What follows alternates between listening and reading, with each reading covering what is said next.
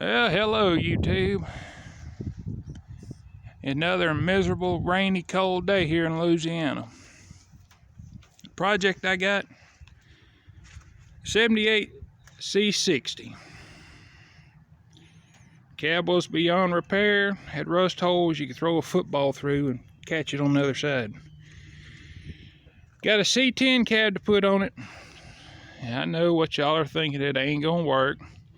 It will work. We'll have to do some changing and swapping around, but it will work. Pedal assemblies for one. See, this style here came from the truck, had an automatic, and this is the pedal assembly out of the C60.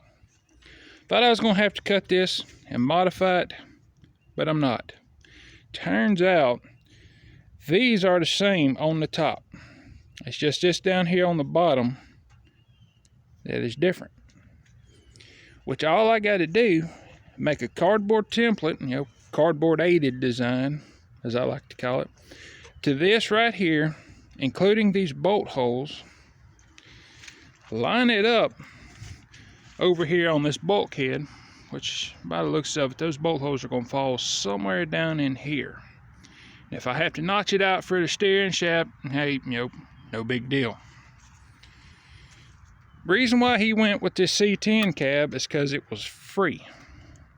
All of us can understand when you're working on a build, the more free it is, the more beneficial, because you ain't having to fork out a bunch of money for a project.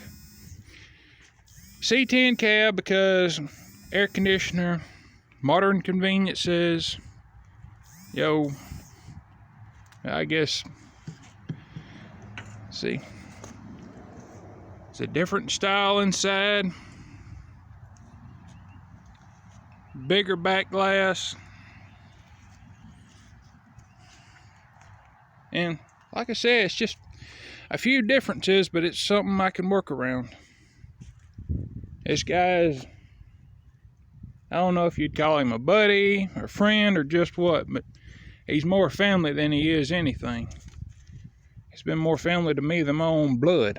Not trying to get personal here, but facts are facts. The other thing I noticed about the pedal assembly, this bracket right here, I'm going to have to take and drill these spot welds out. And drill them out, that pedal assembly will fit on here. Again, there's nothing holding it here on the bottom. Not sure how well you can see it wiggling around there, but you can see right in here that this all just slides apart. Take this bolt out and take this bolt out.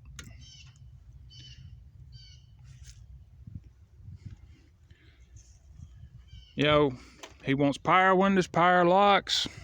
That ain't nothing too hard to accomplish. Debating on if we want to get the factory style wiring harness for inside the cab and the one for outside the cab, because I want to make the own wiring harnesses, keep it simple as simple can be. Now, I'm fairly good at electrical stuff, so under hood, that wiring harness, I ain't got to worry too much about that, because like I said, 350 HEI distributor, we all know how simple those are to install and get connected. But yeah, that's basically it. Then got all the factory wiring for this cab stripped out because it pretty nasty. So, and a lot of you guys can understand, some of you don't. But if you don't understand, I hope and pray that you do, because a bad wiring harness, it's a no-go when you're doing your build.